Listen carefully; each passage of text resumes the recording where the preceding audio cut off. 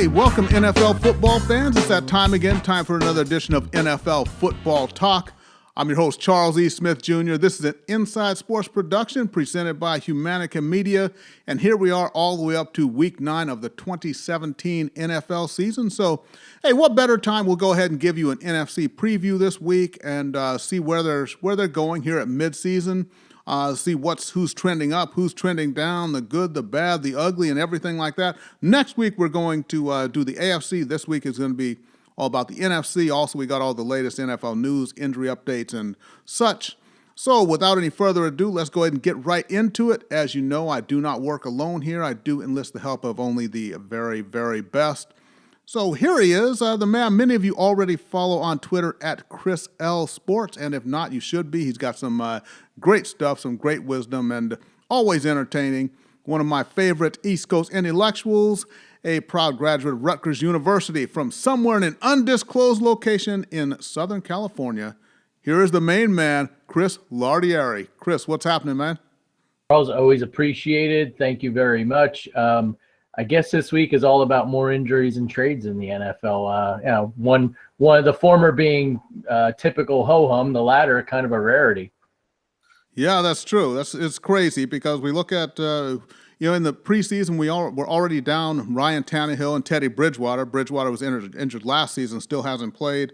And then a few weeks ago was Aaron Rodgers. Then it was Carson Palmer, and now just this week we find out Andrew Luck has been shut down for the season. And today, Thursday, December 2nd, we just found out that Deshaun Watson, the sensational rookie quarterback of Houston.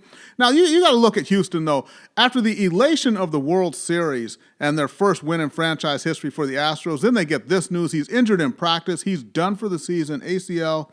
And we got to remember just how well he was doing. 19 TD passes in his first 7 NFL games. 4 games of 4 touchdown passes. And, this is a team that also had already lost their 2 best defensive players in J.J. Watt and Whitney Mercilus. So while it's just fantastic on one side there with the Houston Astros winning, but the Houston Texans just can't seem to catch a break. No, really a shame because Watson was probably on his way to winning Rookie of the Year. It was a phenomenal game against Seattle last week. People are already calling it the game of the year.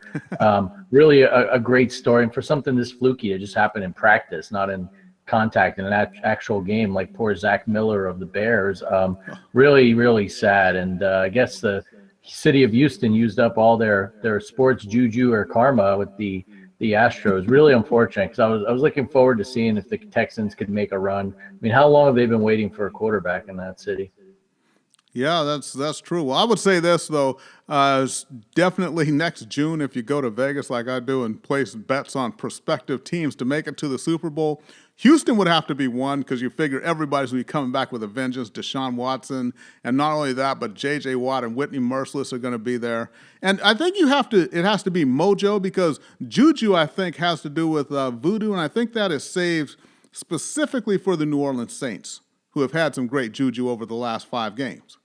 Yeah, with a capital G, especially on the defensive side of the ball. I mean, Drew Brees kind of has a mediocre game for Drew Brees, and the Saints still win with the ground game and the defense. So, something's going on down there in the Big Easy, huh?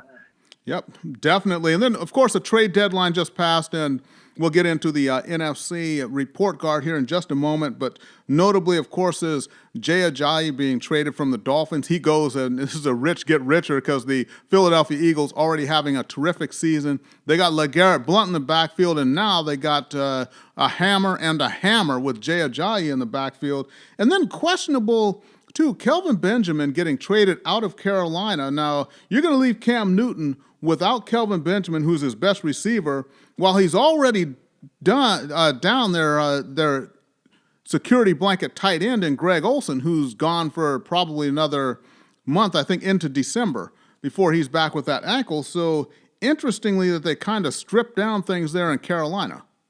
Yeah, that I don't understand, and neither did Cam Newton. That's something he and I will agree with in one of his press conferences. But some people theorize it may have been due to his weight. I mean, look, I don't care if the guy's a little overweight or what. Like you said, he's his number 1 receiver, came back from an injury and really was, as the Panthers have kind of turned their fortunes here the last few weeks, has really been someone that Newton looks towards. And I really don't understand this one at all. Maybe the Mike Shula didn't like him anymore, or Ron Rivera. I can only theorize. Getting back to the Ajayi one, I mean, on both levels, I really don't understand this. I know he was in Adam Gase's dog. Right. Yeah, we'll have to see what happened there with Ajayi. I don't know, but let's go ahead and I believe we got frozen up here, if Chris can hear me, and reconnect.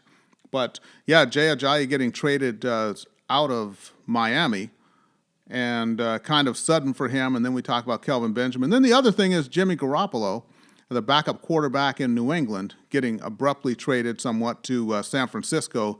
So New England figured they're going to ride the Brady train for as far as it can go. Okay, be just a moment here while we attempt to reconnect here with Mr. Lardieri. Okay.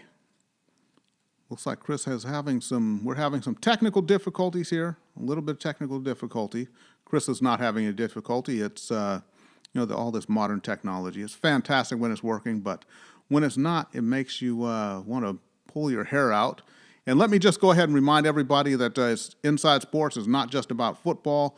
We do touch on all sports, and we do have Gerald Glassford and Anthony Barbarin who cover NBA for us, and they'll be giving you updates now that NBA is in full swing. They'll be giving you updates every week. And I believe we got Chris back on the line here. Now here. Chris, you're back. We lost you there for a minute, man. I don't know what happened. No, it just went dead. Went dead, and my router's not even blinking. I don't know what happened. Okay, well, hey, we were just talking about the trades. Kelvin Benjamin, going out of leaving Carolina, the Ajayi trade, and then I just brought up Jimmy Garoppolo. Though it looks like the Patriots have decided to ride the Brady train for as far as it can go, and Jimmy Garoppolo is now in San Francisco to be the quarterback of the future. I like that trade for the 49ers. I mean, think about it this way. They don't have to go out into free agency and spend a lot of money on Kirk Cousins like a lot of people thought would happen. They don't have to worry about risking a top 2, 3, or 4 pick on a unproven college quarterback. Guys learned under the best of Brady and Belichick, and even if they do sign him to big money, relatively speaking, I don't think it would be as big as what Cousins would want. So good trade. On the New England side, I get it. They got to trade him. He's likely going to walk in free agency, and they'd get no compensation. And Belichick loves those number 2 picks with where the 49ers are playing this year. That might end up being the equivalent of a late first rounder. It'll be so high. But why trade him now with no backup? I know Brady's doing well, and he seems to be the ageless wonder, eating his avocado ice cream and doing his exercises. But as we know, look at Aaron Rodgers, et cetera. He's one hit away from the season going up in flames. So bit of a risk there, but we're guessing Belichick and crew know what they're doing. Yeah, that's true. We've learned not to second guess him over the years. And in case you're wondering, in Houston, they signed Matt McGloin to be their backup quarterback or potentially starter, who knows. But anyways, they didn't sign Kaepernick, but I just had to say that. I don't want to open that can of worms because I am so over the whole Kaepernick thing. So let's go into breaking down the NFC here. Let's start in the NFC West. We're out here, of course. So NFC West, Seattle Seahawks, it seems like every time it seems like they're about to falter, but here they are atop the division, tied with the Rams. They've won 4 straight games, and how they're doing it. I mean, just the toughness of Russell Wilson, the veteran defense coming up with timely plays. Just Seattle, they know how to get it done. Yeah, they do, and it's going to look like it'll be an interesting 2-horse race between them and the Rams down the stretch. Big rematch of an earlier season game up at CenturyLink in Seattle. So I think we can count out the Cardinals and the aforementioned 49ers. Right. But what's interesting is, Wilson lit up that Houston secondary last week. Let's see how teams start to defend them. They've got that revolving door at running back. If the ground game's not working and Russell's got to rely on just throwing the ball, that's when teams seem to key on him. But so far, they made a trade for an offensive lineman with Houston this week, so maybe that'll help solidify things. But looks like it'll be an interesting race down here in the second half of the season. Yeah, definitely. I'm tempted to, it's hard to call. You could call the Rams, you could call the Seahawks, but I would say anything like this when it's tight, I tend to go with the veteran presence.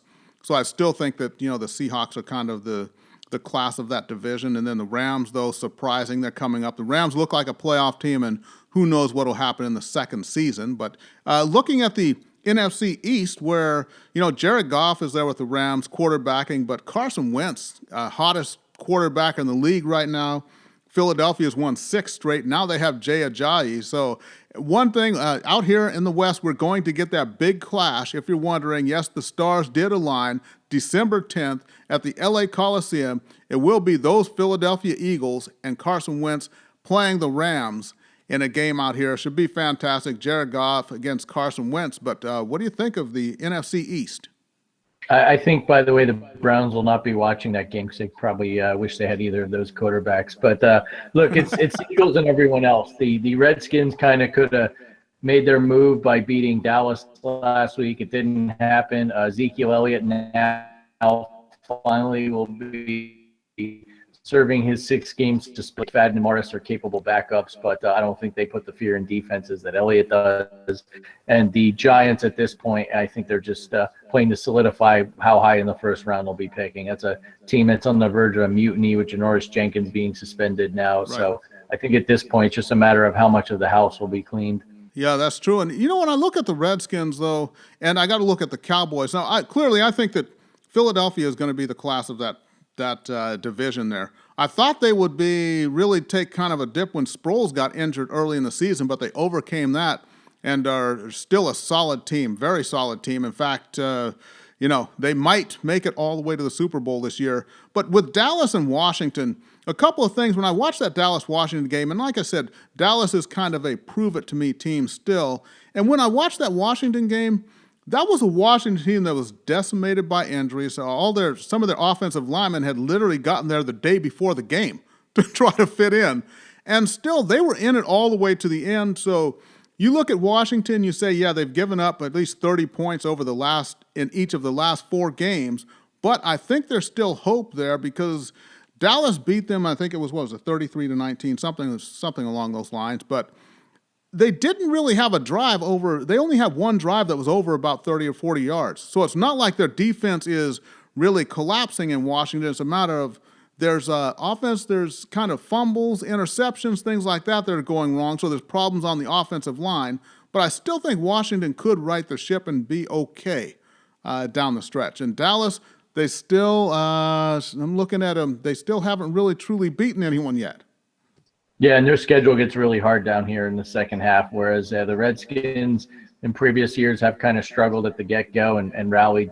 So can't rule the Redskins out yet, but I feel as though the Eagles keep beating up on inferior teams. They're just going to distance themselves and really at the turn take a lead that's insurmountable. Yeah, there we go. So I think we're both going Eagles at this point and playing well, making all the right moves and all the way up and down the roster, offense, defense. The coaching is good with Doug Peterson. And I like what they're doing in the front office there. So let's jump over into the NFC South. We talked about Carolina and some of the questionable moves they've made. The New Orleans Saints, and they've won 5 straight games. Nobody's really talking too much about them because of the success of Philadelphia, but they got rid of Adrian Peterson after a few games, and they've just kept on rolling since then. But what I liked about this was the efficiency of the last win that the Saints had. And like you said, it wasn't about Drew Brees going deep all the time. It was the controlling the ball, the run game, and it looks like they're finally becoming a complete actual football team here in the latter stages of Brees' career, where they're not trying to protect a 5-point lead by throwing the ball 60 yards down the field. Now they can actually eat up some clock like you're kind of supposed to do in the fourth quarter when you have a lead. Yeah, and with the two-headed monster, Mark Ingram and Alvin Kamara, it's really nice. They can spell each other a little bit of a change of pace, and you don't have the logjam with Adrian Peterson in the backfield now, and I think that really helps because, there were points where it looks like the Bears are going to get back in that game, but the Saints just kept eating clock up, and anytime Trubisky seemed to get a drive, they get a key turnover. So I like the way they're playing it. It's old kind of NFC East, as Peyton learned under Bill Parcells and with the Giants style of football, and it wins games. Yep, definitely. So I think we both agree that in there, and we got to look at let's look at the other side of it. Teams that were a disappointment. Tampa Bay, Tampa Bay has lost 4 straight games. This was supposed to be the year that they kind of jumped up. They were going to reach that next level. Deshaun Jackson has kind of been, a bust out there. The wheels are coming off in Tampa Bay. What would be the reason for that?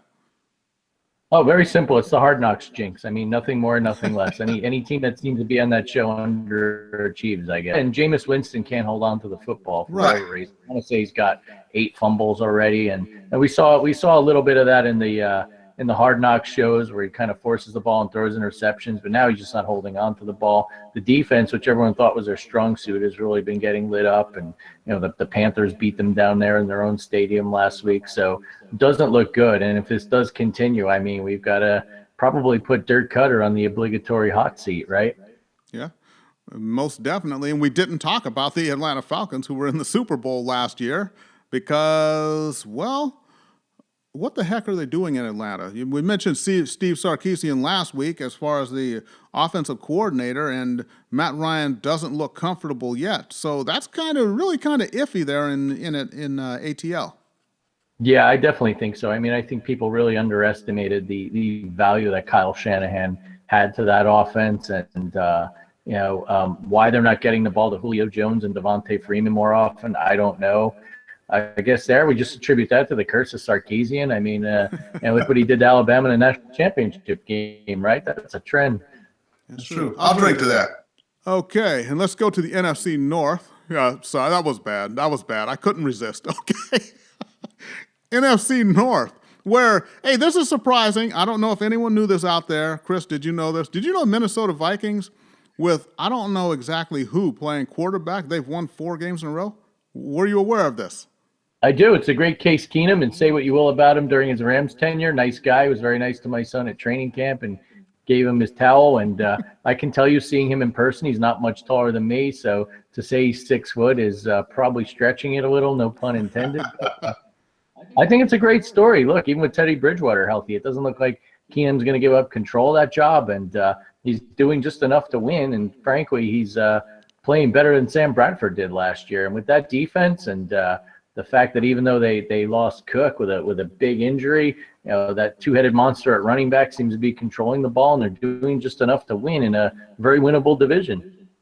Yeah, it's true. Especially with Aaron Rodgers down for the count probably this year. We'll see what Hundley brings to the table at QB for the Packers. But, the Detroit Lions, they started off okay, and suddenly everyone was kind of starting a love affair with them. The Lions have lost 3 games in a row. And we know Chicago is rebuilding. I do think Mitch Trubisky, though, I think he might offer Chicago some hope. I've seen some good things about him. He tries to make plays. He moves. He's got a good arm. I mean, at this point, he's still learning. He forces the ball a little, but I agree with you. He looks very athletic, doesn't look completely lost out there. So it's good to get him some reps now in a year where there are really low expectations. Yeah, definitely. But I think, Minnesota, it may be their division to lose right here at this point, because Detroit is trending down. Like I said, Chicago, the rookie QB, we don't know what he's going to do. And Green Bay losing Aaron Rodgers. So Minnesota sneaking in, I think, may go ahead and take this division this year. Who could have seen it coming? Yeah, and, they're going to go to the Super Bowl, right? Oh, wait, no one's ever played in their home stadium. Yeah, that's right. Yeah, Super Bowl would be a bit of a stretch. But, so there you go. That's the NFC report card, and we'll see how it all plays out this week as they enter the games of Week 9. And then, as I said, next week, AFC, we'll talk about them. We'll see what's happening. So before we get into the pick segment of the show and also the Gambler's Delight and our fantasy football segment, Mr. Lardieri, you always have some good wisdom to share with the fans. What you got for us today? Sure. I'm going to kind of change course a little bit here. You and I talked about this off air, how much we enjoyed the baseball playoffs and the World Series, especially here in LA. I mean, the Dodgers completely captivated this area to the point where, the house I've been living in with my family for many years, by far, we had the lowest amount of trick-or-treaters. We did see numerous people watching the game in their driveway with the fire pits going. Never seen anything like that. Now, that said, this team had Dodger fever. Unfortunately for the Dodger fans, they lost. But let's see if this momentum can carry over to the LA Rams. I think people are going to wake up here in the next few days and realize, hey, football team here. Are they going to get behind them? Are they not? The Chargers, as we discussed have been an afterthought. But, look, with the NBA and the NHL in the beginning of very long seasons, this is ripe time for the Rams to kind of capture that fan base and the momentum that the Dodgers gave this season. So let's see what happens. Yep, there we go. And then I just remember being a kid growing up here in Southern Cal, and it was always about it was the Dodgers and the Rams. And then you had the Lakers, but that was in the 70s. The Lakers, Magic hadn't arrived, so you just kind of had Kareem and a bunch of other guys. But it was all about the Rams and the Dodgers. So, yeah, we'll see what's happening here. So let's go ahead and get into the pick segment this week for Week 9. And what we do is we take 5 of the more intriguing matchups, kind of give you our take on those. And we've done pretty well this season. Overall for the season, I'm sitting at 30-10 on the year. I was 3-2 last week. Chris was also 3-2 last week. He's sitting at 23-17 on the year. And here is Mr. Lardieri to break down our first matchup, which is a big NFC South tilt. Yeah, the Atlanta Falcons, they're actually, as of last check, giving a point. They head into Charlotte to play the Panthers. Key NFC South battle. I feel as though the team loses here, and if New Orleans keeps winning, we just could have wild card ramifications. The Falcons went into the Meadowlands and basically a monsoon and pulled out a win against a Jets team that's really been scrappy and overachieved this year. But even still, it's exposed some of their problems. I think with Luke Kuechly back with Carolina, this could be an ugly game, even though you would think both teams had high-powered offenses, even going back a year or two ago. But the way the Falcons are slogging around, I like the way the Panthers D's been playing. Cam's been doing just enough to win. I think the differentiator is the Panthers are at home. I'm going to pick Carolina.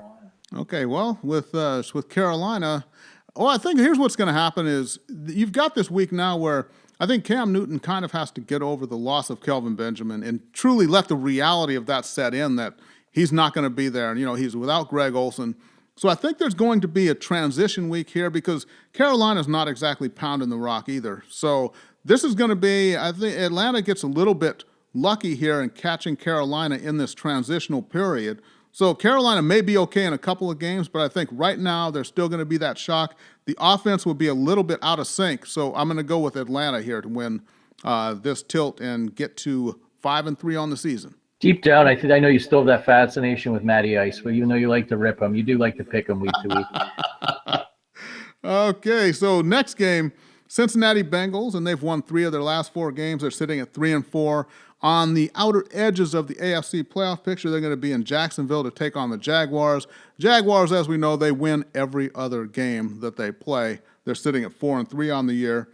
The Bengals are a 5.5-point favorite at this point. And, well, you got to go with the momentum. I think the Bengals, they've been playing well as of late, and I'm going to go with the Bengals here in Jacksonville. For one thing, Jacksonville cannot shake this every other win thing. It's what they do.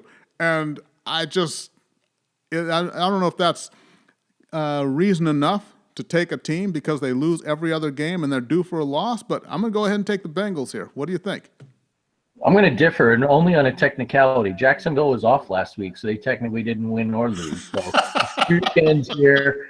Even though on paper it'll look like a 2-game winning streak, they're going to win this game. I think the net back pounding the ball. Just keep the ball to Blake Bortles' hands and hope for an Andy Dalton turnover, and then you've got a magic elixir for success.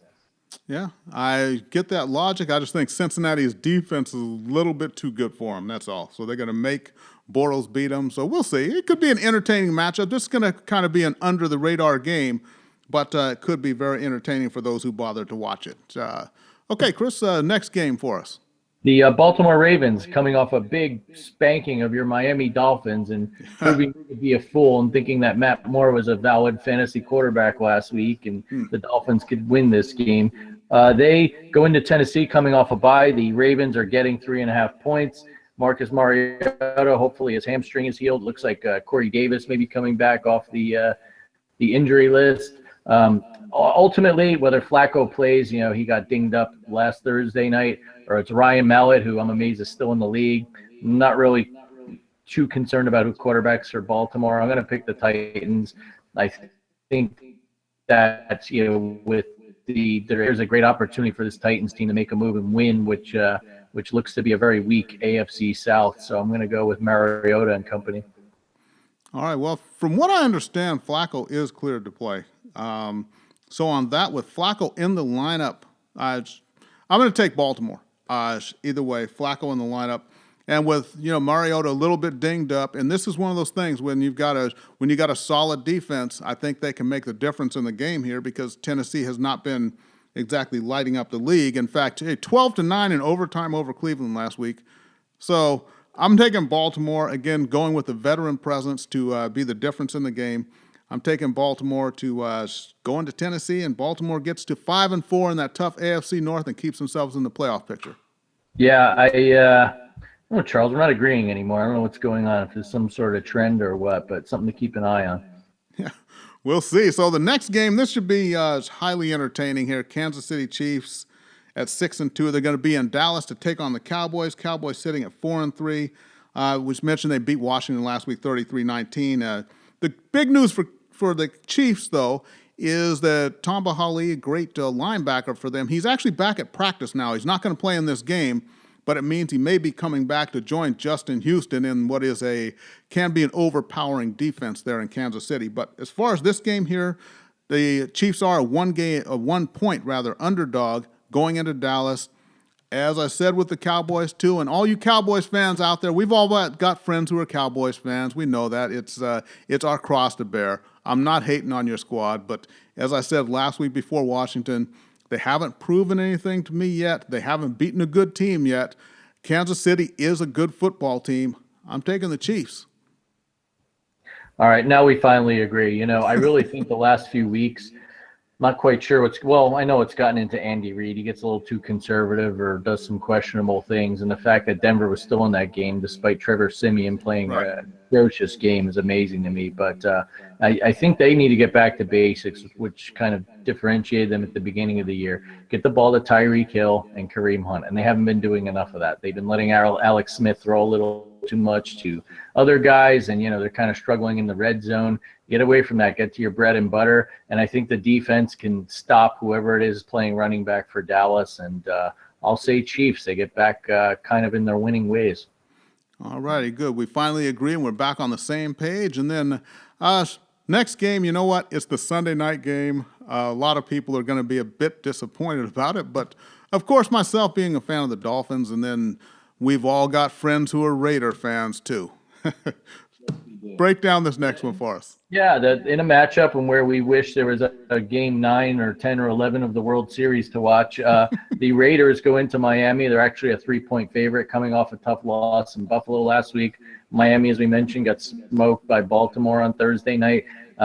Oakland stayed out east after the Buffalo game, so really I can't use my little geographical travel theory about traveling east. If for no other reason, I think Miami's kind of at this turning point where it seems to be a little bit of disarray in the locker room, with Ajayi being shipped out of town, questions at quarterback. I think the Oakland goes in there and gets a much-needed win. That offense does need to get back on track, and maybe this dumps some opportunity to do it. But got to pick. I'm just going off of sheer emotion and past performance, but. I guess someone's got to win this game, right?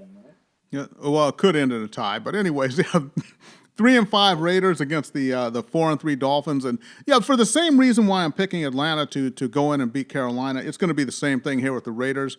Neither one of these two teams is playing great football as of late, but less turmoil to deal with Oakland. I think they're finally going. If there's going to be a get right game, it's got to be this one. So I'm going to go with the Raiders. It's good to agree at least on 2 out of 5. Yeah, we finished strong. Okay, everybody. So now there's the picks of the week. Absolutely. Here's happy and profitable wagering only in the state of Nevada. Where it is legal to do so, of course. Okay, so that's our Gambler's Delight. Now the final segment here, which interests a lot of people. And, of course, get out those legal pads, the pen and paper, and get ready to take notes because here comes the man, many years of experience, and, hey, he's on the money. You can go ahead and check the previous broadcast here. He knows what he's doing. Fantasy football with Mr. Chris Lardieri. Take it away. Why, thank you. I don't deserve that after recommending Matt Moore last week, but let's hope we can all get past that. So as we've been hitting on the last few weeks, a lot of teams on bye. You're probably going to need a tight end with all the injuries, especially looking now at Deshaun Watson. You're probably going to need a quarterback or at least someone to back up. The popular pickup this week, and I agree with it, is Jimmy Garoppolo with the 49ers. That said, I wouldn't pay too much for him with your fantasy budget, just because remains to be seen how long he gets integrated in the offense and really understands it. But that said, if you've got room for him, stash him on your bench. He might be starting by the end of the year and looking to impress the Coach Shanahan and John Lynch for a long-term contract worth some big money. Keep your eye on him. With the Colts, Jacoby Brissett, I went out there, picked him up as a backup. Case Keenum's another one. These guys are not going to get you huge points, but they're good to plug in. You can win and get into the playoffs with a decent fantasy football quarterback. You look at McCown with the Jets. Look for guys like that. Had A.J. McCarron gotten traded to the Browns, by the way, I think a lot of people would have kept their eye on him, but that's another story for another day about the Browns messing that trade up. But that was a blast from the past that kind of appeared on people's radars momentarily this week. With the Ezekiel Elliott's situation, a lot of people are going to look for McFadden or Morris as running backs. If you can get them, great. If not, really don't stress about it. What I would do, especially if you're a Kareem Hunt owner, we've talked about this early in the season, go get Charkandrick West. He's still getting some reps. If Hunt gets hurt or at any point or even misses a game or maybe just ends up not getting goal line touches, that's a guy to keep your eye on. Finally, you've got to stream your defenses in the bye weeks. One I like this week is the Rams that may be sitting out there on your waivers. They play the Giants, enough said. And this team lately has been playing much better on that side of the ball under Wade Phillips, getting turnovers. I could easily see Eli fumbling or intercepting a few. Nothing against my favorite team, the Giants. And then finally, I've got Harrison Butker, kicker for the Kansas City Chiefs. He has done a phenomenal job, single-handedly won my game for me this week with a 21-point effort. I don't normally advocate keeping two kickers on your team, but if you've got someone like him or a Justin Tucker, an elite kicker like that, don't put those guys out on waivers. They're going to get snapped up. Stash them. Find a second or third-tier wide receiver or running back to release. Stream a kicker for a week, and then go pick that guy back up. So that's my advice for the week. Good luck to you. We're almost through these bye weeks here. It'll be less and less teams on bye, and then we head into the playoffs, and everyone will be fully staffed. All right, there we go. And by the way, I'd like to offer my condolences to everyone who put money on the Houston Texans yesterday after the injury report came out and then found out, Deshaun Watson gets injured today. That's just kind of the way it goes, and that's why they call it a gamble, So, hey, remember, everybody, you can follow on Twitter. Follow Mr. Lardieri at Chris L Sports. That's at CHRISL, just the letter L, Sports. Follow me on Twitter at The Inside Sports. Before we sign off, Mr. Lardieri, final words of wisdom for us. Yeah, getting back to that Browns-Bengals trade, have we figured out what happened? Because I heard one story that the Browns didn't send an email or turn the proper paper in, and both sides had to do it for the trade to be completed, and then they said it wasn't valid. I don't know. I don't want to be cynical, but I know the Browns screwed something up, right, Charles? Hey, they had to have. They've got a history. It's one of those the usual suspects type of a thing. And one thing I wanted to add was they talk about, and we talk about the whole ratings, NFL ratings being down, for the second year in a row, just incrementally down. But I read an article, and one of the executives one of the TV execs talked about it, and he's mentioned something interesting, whereas the NFL has become, because of all the different platforms, it's become a sport that is much more followed than watched. And if that's the case, that could present an interesting problem when you have everybody following your league because of fantasy and everything else and gambling and what have you, but nobody actually watching the games. What exactly do you do at that point? Yeah, then it becomes CNBC, where do you really watch it to see what your stock does, or do you follow it on a financial app, for instance? And look, I've been guilty of this. I'll be out running around on a Sunday, and I look at my fantasy football app or check the NFL app for scores. I get it. What's interesting, I think, bigger picture is at some point when that TV deal is up again, whether DirecTV keeps Sunday Ticket or not, does the NFL kind of split it up and say, hey, here's the mobile rights? Because so many people, especially youngsters and millennials, are watching on mobile devices, and they don't have satellite TV or old school cable. So keep your eye on that. They've got to get the eyeballs, whether it's a handheld device or a big screen TV. Yeah, and I think the NFL needs to truly embrace that monster they created in Red Zone, which is basically the lazy man's way to watch football. because you don't really have to see the game that's played in the middle of the field and all of the field position. You just get to see when there's about to be a payoff. So they may want to really look at that as something that, if people are just following and not watching games, I think red zone would become more and more popular. I'm not crazy about it, but I'm just talking about it from a business standpoint. That may be what they have to do.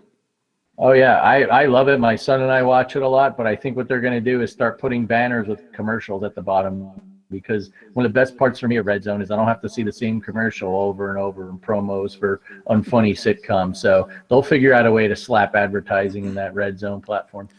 There we go. Okay, and by the way, a couple of those sitcoms are kind of funny every now and then. But anyways, as we said, remember, it's NFL football talk every single week through the season. I'm Charles E. Smith Jr. and for Mr. Chris Lardieri, thank you for watching. We'll see everybody next week.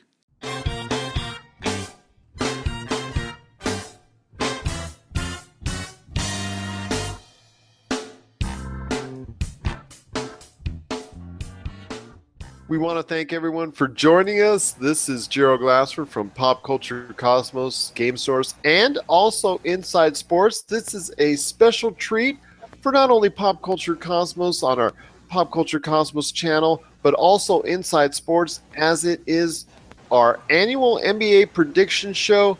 Once again, Gerald Glassford here from Pop Culture Cosmos and Game Source. Truly appreciate you joining us. And who better to get into the NBA season as far as predictions, who's going to do what, who's eventually going to become out on top and all that. But our NBA man in the know, he is our expert when it comes to the round ball and the association. It's Anthony Barber. And Anthony, it's just truly, again, a pleasure to be talking to you about all the great stuff that's going on in the NBA. Thank you, man. I appreciate you having me on as always. Look forward to a quick conversation about what we can expect from some of these teams this year and how much fun the NBA is going to be.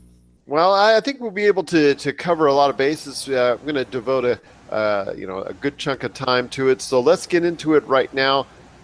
First off, I want to go to the Eastern Conference, which is perceived by most experts, including yourself and whatever little I know. Okay, I know a little bit more about the NBA, but I try and keep it on the lowdown.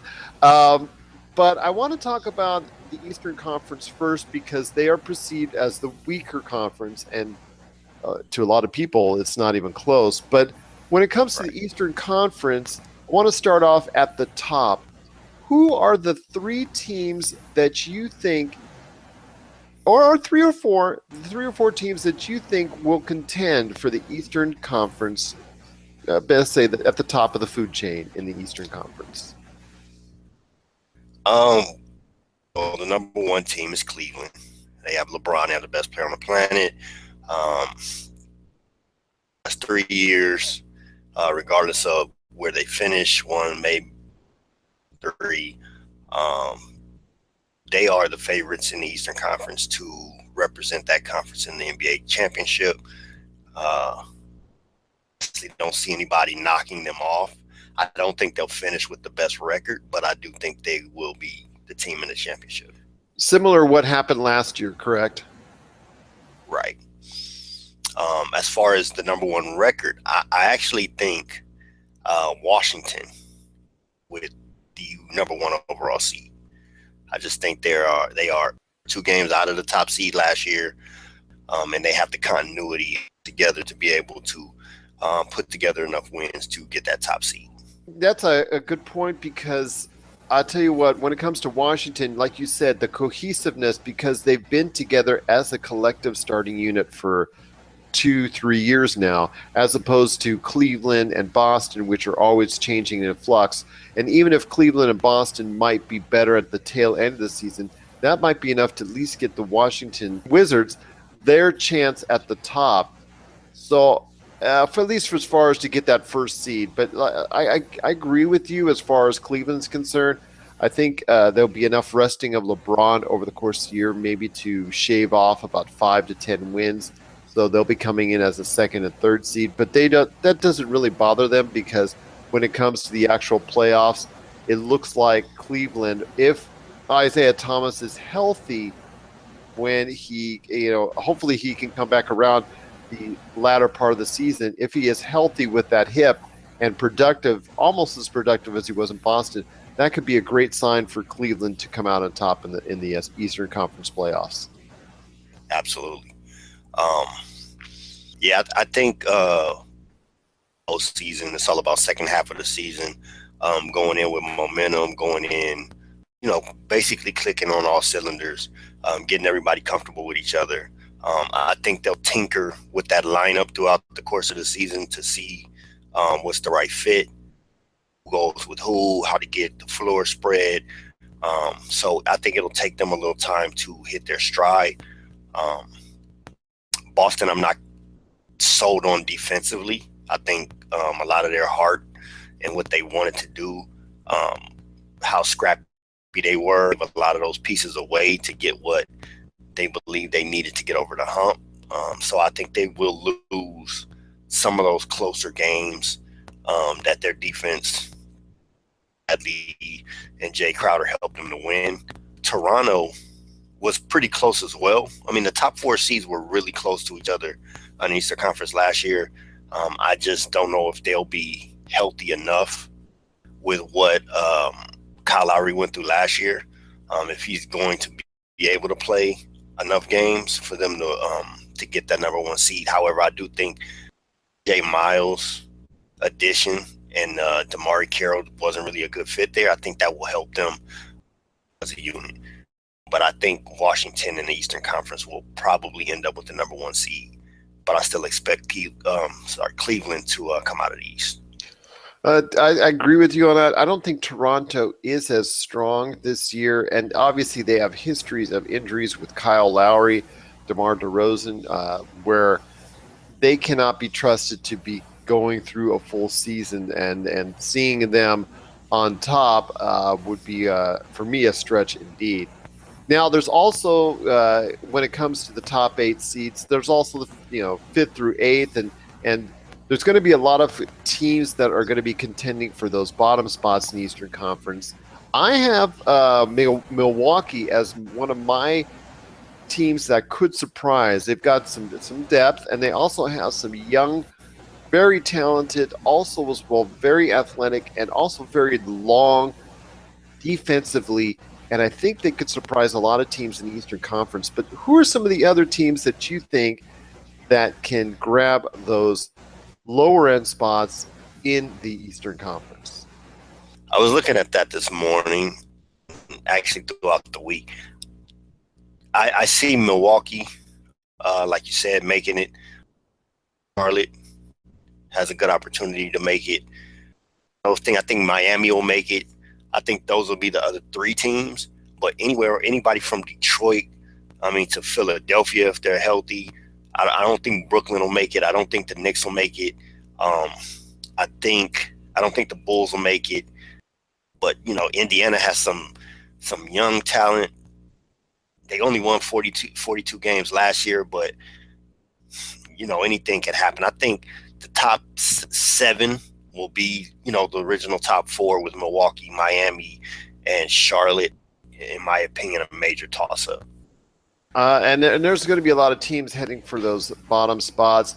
Philadelphia could surprise, but like you said, it all depends on their health, because they have probably as much talent as probably almost anyone in the Eastern Conference. But the problem is their talent's still young, and their talent has never proven to be healthy as of yet. But if Joel Embiid, Ben Simmons, and Markelle Fultz, they combine to be a very healthy triumvirate, they can also become a very strong one. And I see a progression similar to what Minnesota has done in the Western Conference. I see them in probably not this season making the playoffs. They probably will just miss, but because they'll probably be getting everything in tune by that time. But I see a year from now them becoming a very, very strong force in the Eastern Conference. You also have, like you said, Miami. A lot of signings which left me scratching my head as far as free agents are concerned, but they ended the season very strong, and I see them doing enough to maybe sneak in. Charlotte, you talked about, had a a down year last year, but they've got a talent base that looks like it can defensively and rebounding can really put up some numbers. There are some decent teams overall in the Eastern Conference. Indiana, getting rid of Paul George because he wanted to go. Right. It makes it harder for them. They've got some nice young talent that you said, but I don't see it happening and coming to fruition just yet. Chicago is going to be a tough season, I think, for people in the Windy City that are loving the Bulls, and they're going to have to reflect back on their Jordan era, because it's just not going to be a great year this year in the Windy City. So, but there's some good teams out there in the Eastern Conference, and definitely both you and I are in agreement, I think, on Chicago and Washington actually taking the top seed overall this regular season. Doesn't sound like a stretch indeed, seeing how they're so cohesive. But again, with them, it all goes on health, because they're not a very deep team again this year. So, but if it does go right, I definitely see a strong outing from them. With that said, we've covered the Eastern Conference. There's a lot of great action going on there, and we'll do so throughout the season. But also as well, we're going to cover the Western Conference. And I know you and I both know, again, this sounds like a broken record from last year when we covered it at this point in time, but looks like it is Golden State and the rest of the field. But I'll let you talk a little bit more about your thoughts on what's going on with let's go for the top seeds in the Western Conference. You said there's Golden State, and then there's everybody else. I think Golden State will win 66 games. They'll be the number one seed overall, both conferences. They're the favorite to make it out of the Western Conference. I think their position at the top is pretty much solidified, barring any injury. I mean, they've been very fortunate, probably the most fortunate team as far as injuries in the league the last few years. So if that continues, you can expect what you've seen. I think the other three of the top four teams will be San Antonio, Oklahoma City, Houston. I think those are seeds in the Western Conference. And I ask you this because your four is similar to what my top four would be, and probably everyone else's. But second through fourth, it seems to be a little bit of a mixed bag as far as what everybody is thinking as far as who slots in where, second to third to fourth. I have right now, and I'm probably going back for this week, and I'll probably go over the next few days before I start writing up any NBA predictions. But I have right now, I'm going to say Houston as the second seed, but Oklahoma City to me is not that far behind. Obviously, the new additions in Houston of Chris Paul, and also with Oklahoma City, it's Paul George and Carmelo Anthony make things different in the Western Conference. But don't forget about San Antonio, because San Antonio, if Kawhi Leonard gets back healthy, they could prove to be back to their winning 55-plus games as normal. So I want to hear your thoughts on how those second, third, and fourth seeds line up this NBA season. For me, with San Antonio, it all depends on the health of Kawhi Leonard. I think they get the second seed. Last year they won, I believe, 61 games. It's just, it's that Greg Popovich magic. He knows exactly what to do. He knows how to get his team to be professional every night, come out and play. If they don't, he blasts them. He doesn't sugarcoat. So I think San Antonio, the number two seed, barring injuries. Houston, I think Houston, they won 55 games, if I'm not mistaken, last year. I don't see them winning a whole lot more. I know Chris Paul's the addition, and that tends to make people think, it's an automatic jump of 10 wins or so. But I think they'll win probably 3 to 4 more games. So I can see them winning 58. I think his impact is more so for the postseason than the regular season. I think the way they play is conducive to winning games, period. Oklahoma City, on the other hand, I think they got two major new pieces, and I think that Westbrook, as dominant as he is, when they hit the second half of the season, you can see them going on those runs where, they run off 13, 14, 15 in a row. I think they have that kind of talent. So take time for them to mesh. So those are my four. I think Golden State, San Antonio, probably Houston third, and Oklahoma City fourth in the top 4 seeds. Those are some excellent choices right there. And I agree, there will be a learning curve in place for the triumvirate of Melo, PG-13, and also Russell Westbrook, those three getting together. But by the end of the season, they could be a very formidable force and prove to be somewhat very difficult out when it comes to later on in the playoffs. But we'll talk about that in here in a second. The West is stacked with a lot of great teams, and I wanted to talk to you about the last 4 teams because there are a lot of teams and a lot of very good teams, which you and I, if we were talking about them in the Eastern Conference, would be much higher. But there are a lot of teams fighting for those last 4 spots in the Western Conference. Who do you think will actually be there at the end in the Western Conference when it comes to slots 5, 6, 7, and 8? Pretty much it'll shake out the way it did last year. I think there'll be a 2-team switch. However, I think Minnesota's in. I think Minnesota, bring any injuries, should win 50 games. With the additions that they made, with the talent that they have, I think they'll make a push for probably the 5th seed. They're going to be right there. I think that can make it. I want to see the Gallinari movement, how that affects them. But that they had last year, they won 40 games. They went on a roll at some point, mid to end of the season.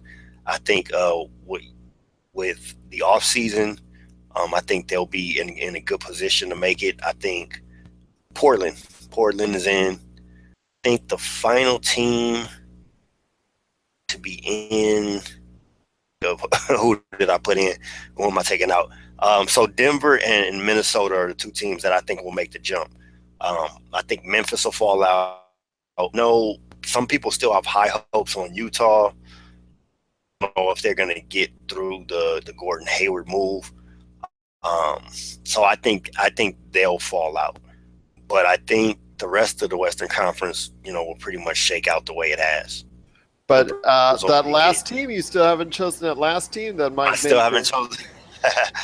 Okay. Because that just tells everybody out there how difficult this is as far as finding. It looks like about 7 or 8 teams that can probably squeeze into those last 4 spots. But there is that final team. So I'd like to hear, what do you think might be that last team? Because I have some thoughts myself.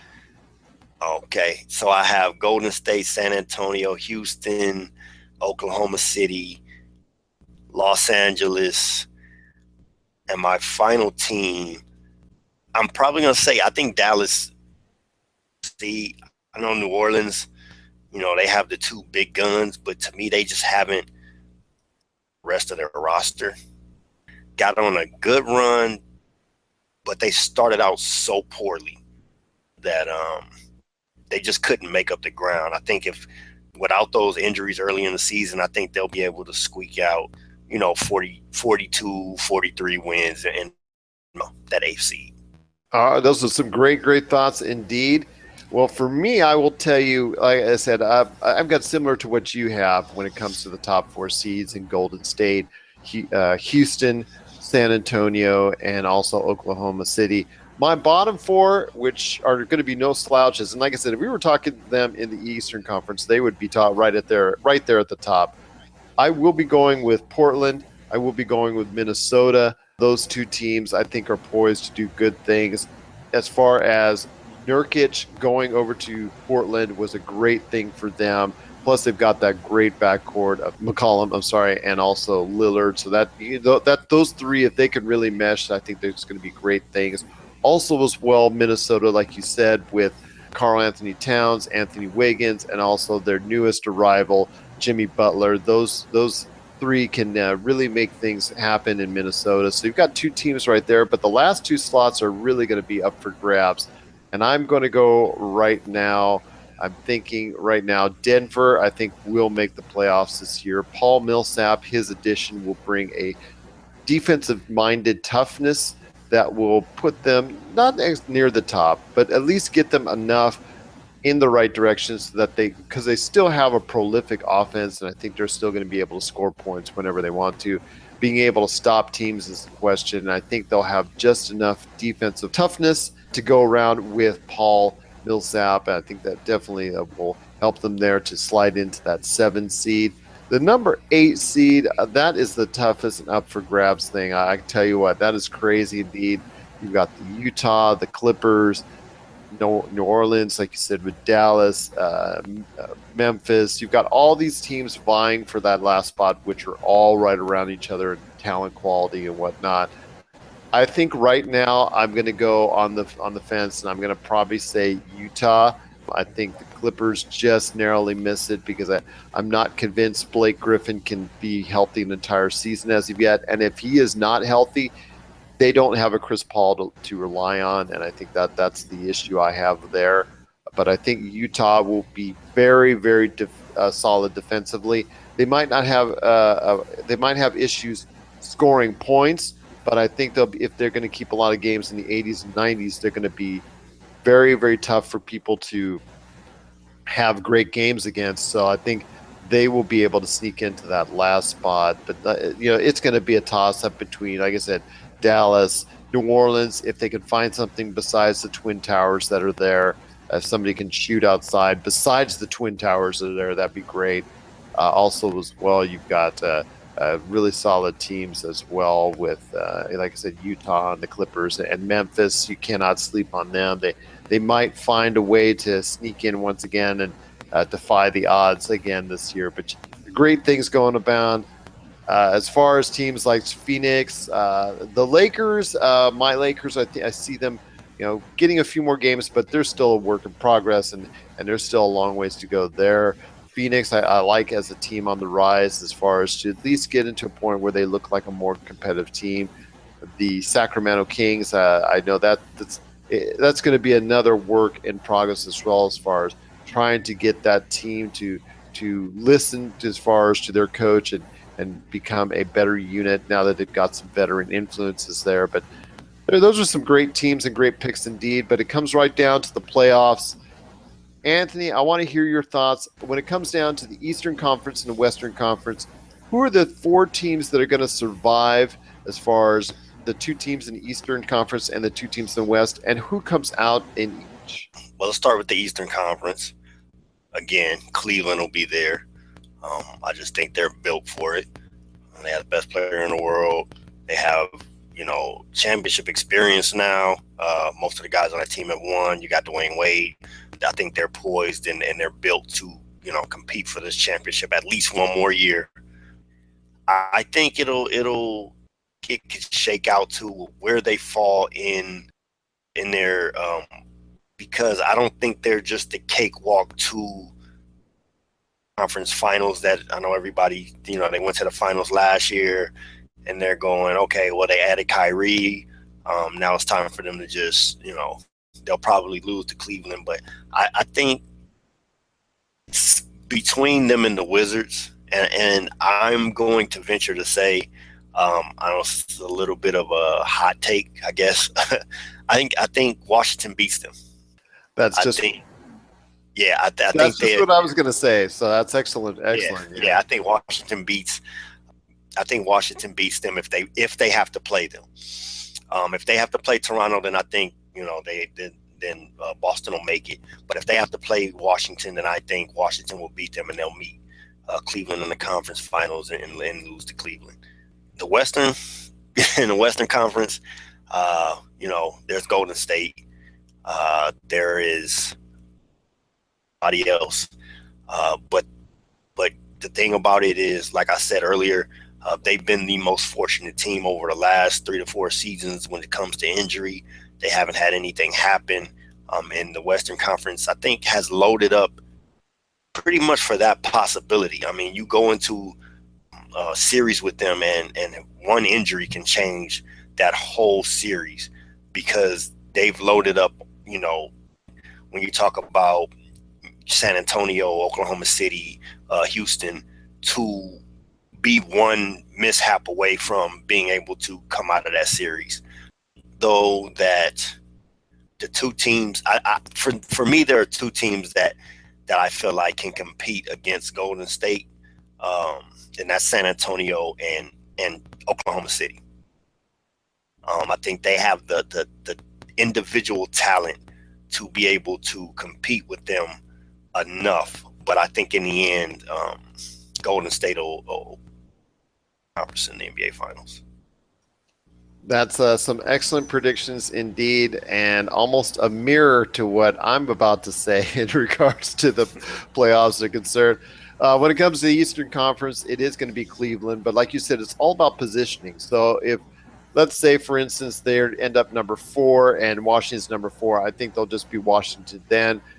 But I think that is going to be the toughest test for them, is the Washington Wizards team out there. As far as I think Boston, I do like the Kyrie Irving trade. Let's get that off the bat. But I don't think their team is set for the long haul like it was last season. I think it's going to take one more year of the young forwards, Tatum, and also as well Brown, to really get into things as far as becoming a major force for the Celtics. I see them next year being an even more solidifying force, and I really think that this year, even if Boston gets to the Eastern Conference Finals, if by, like I said, positioning, I still think Cleveland has advantage over anyone in that area. And when it comes to the Western Conference, like you said, it all depends on the positioning 1 through 4. But at this point in time, I'm going to say it is Golden State over Houston. But, you know, San Antonio or Oklahoma City, whoever is number 2 seed in that area, definitely will have the advantage as far as up until they get to Golden State. And then, like you said, with health, if their health is good, there should be no stopping Golden State in the Western Conference. So that leaves us both almost like, well, exactly like we were last year and the year before that and the year before that, with Golden State and Cleveland in the finals, almost like a broken record. But hey, props to those two franchises for doing the right things. Your thoughts on who eventually comes out on top this year in the NBA Finals, your predictions of Golden State versus Cleveland in the finals once again. State, Cleveland in the finals. Golden State will have home court advantage. I think now we're speaking both teams completely healthy. Both teams, you know, nobody's down, everybody's there. I think that Golden State will pull it out. I think they'll win their third and 4 in 4 years. A lot closer than last year. I honestly think last year wasn't as wide of a gap as it was perceived. But I think this year it'll be Golden State in 6 or 7. That's a great prediction indeed. I actually think a little bit on the opposite side, even if Isaiah Thomas is healthy, because I think defensively they are much worse off without, and I can't believe I'm saying this, with Kyrie Irving, because Kyrie Irving is one of the worst defensive guards there. But Isaiah Thomas is even worse than he is. So, and then you got Dwayne Wade, who is no longer speedy Dwayne Wade anymore. Derrick Rose, he and Dwayne Wade, if they're not playing at a top level come the playoffs and in the finals, that's going to be an issue because they can't hit threes. So they may see very limited time as well. And it will take a lot as far as the other players from Korver, and you're relying a lot on players who have not been able to get it done in the NBA Finals so far. So for me, I think it will be a little bit easier ride for Golden State if they're healthy, because I think Golden State is even deeper this year with Nick Young and Omar Caspary taking those slots. So at this point in time, barring health and any issues of that nature, I think Golden State may even do it in a sweep. So I think, like I said, LeBron is a great player. He's the best player on the planet still at this point in time. But it's just going to be very hard for them to match up when Isaiah Thomas is on the floor with them. I think there's going to be a lot of issues there. And also as well, you've got not enough shooting from the backcourt that will help unless J.R. Smith gets a lot of burn, and he is going to be out there playing the majority of the minutes because, again, and then it goes back to the situation where they still can't guard Steph. They will be able to slow down Kevin Durant a little bit, but then you've got the issue of Curry and Thompson could really blow up against that backcourt of Cleveland. So I see Golden State coming out on top again, like you said, for the third time in 4 years. So any last thoughts on the NBA seasons? Anything that you're interested in looking at, and anything you want everybody to take a look at when the season comes around? Two things. One, on what you said about Cleveland. I think I kind of agree with you, but my thoughts is that to his senses and put J.R. Smith in the starting lineup so that they have some shooting on the perimeter, at least until Isaiah comes back. Right now with Wade on the floor, I think the floor is shrunk, which is really going to cause some problems.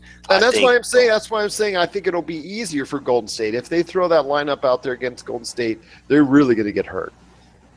I agree. The hopes is that he'll come to his senses and realize that if you can throw Wade with Rose and those guys in your second unit is much stronger. I think they should kind of keep the first unit intact of what they had last year. I know they're going with, which is fine. I just think that you can't not have the shooting on the floor with Wade. I think you should let him be the leader of the second group, let him command that group. So one, that you can keep LeBron off the floor some, give him less minutes, let him be more well rested. I agree with you and I disagree. I think if Tyronn Lue can realize that, bring your guys off the bench, then I think it's better. But if he tries to throw that, lineup out there, then I think it'll be trouble. I agree with you. If he does that, if he realizes that, because it creates more shooting. And remember, Cleveland, when they won in the finals, they were the most prolific offensive team in history when they did that, as far as in the NBA Finals are concerned, for the game that they won. They cannot play defense strong enough to beat the Golden State Warriors. They have to beat them at their O game, and it starts with a whole lot of great shooting. And if, like you said, he makes the arrangements and puts those egos aside, because I think that's what it comes right down to. It's all about egos with Rose and also as well Wade, making sure that they're taken care of and placated. But if they come off the bench like they should, then maybe that makes it a much more competitive series. We'll have to wait and see, but I definitely still think whatever lineups they throw out there, that Golden State over a 7-game series can consistently prove out to be on top, because you're asking a lot from a lot of those players to produce like they never did before. And they were able to do it in one game last year. Could they do it in more? We'll have to wait and see, but definitely with you and I both thinking that it's going to be another great finals indeed, with Golden State coming out on top. But Anthony, just great to have you on again. You are man in the know. It's Anthony Barbarin. We're just so glad to be able to talk the NBA season predictions. And I'll tell you what, we're going to get together again over a few times over the course, hopefully the rest of the season, talk about their thoughts as far as on the way through, and hopefully we can get more of your keen insight on the NBA as this season goes forward. Thanks for having me. I always love coming on. I'm up for it anytime you're ready. Sounds good, my friend. And I wish you best of luck with your Clippers. And I know that they're going to be a little bit ahead of the game when it comes to where my Lakers will stand. But it's all about health. If Blake Griffin stays healthy, their outlook looks a lot better. But you and I know it's all about Mr. BG as far as staying healthy there. So absolutely. I think it'll be tough being healthy. If they can be healthy, if he can play 70, 72 games, if you can get that from Gallinari, then I think they'll be right there. I think they have one of the tougher schedules as far as road. They have like 3 or 4 games on the road consecutively that are tough. I mean, like 3-game road trips. But health is like you said, is their main concern. Definitely, if that's the case, the Clippers will be looking good indeed if they're healthy. Lakers, they're hopefully a team on the rise, but they're looking forward to free agency of next year. Let's just put it right out there. But I'm hoping Ball and Kuzma will provide that lift as far as rookies are concerned. But we'll talk about that on a future episode as Anthony Barberin, our man in the know when it comes to NBA, rejoins us right here on Pop Culture Cosmos and Inside Sports. Once again, if you're catching us on Inside Sports, we truly appreciate you doing so. Catch the Pop Culture Cosmos show every Monday and Friday when it drops on Apple Podcasts and so many other outlets. And also as well, if you're watching this on Pop Culture Cosmos, we truly thank you as well. And also catch us on the Inside Sports show every Wednesday from our good friends at Humanic Media. Anthony Barberin, our man in the know. It's just truly great to have you on again and being part of Pop Culture Cosmos and Inside Sports. Thanks, man. I appreciate it. Good luck to your Lakers this year. They need it. But, it'll be a fun season. I'm hoping for the best. I'm hoping for good games, everything that the NBA brings. As am I, my friend, as am I, and we'll be able to talk about it over the NBA season. Truly a pleasure having you on. Once again, Anthony Barberin, our man in the know when it comes to the NBA, right here at Pop Culture Cosmos and Inside Sports.